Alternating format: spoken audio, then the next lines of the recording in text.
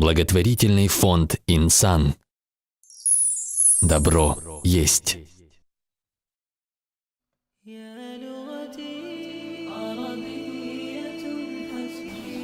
Ассаламу алейкум, дорогие братья и сестры!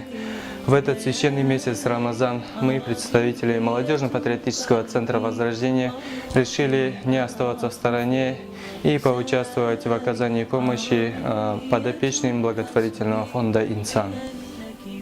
От имени подопечных благотворительного фонда «Инсан» мы выражаем огромную благодарность молодежному патриотическому центру Возрождения за их вклад в жизнь нуждающихся нашего района. Многие даже не представляют, каково это, когда нет денег даже на булку хлеба. К сожалению, многие не ценят то, что имеют сейчас. Но, альхамдулилля, есть люди, которые понимают это и делятся с нуждающимися людьми.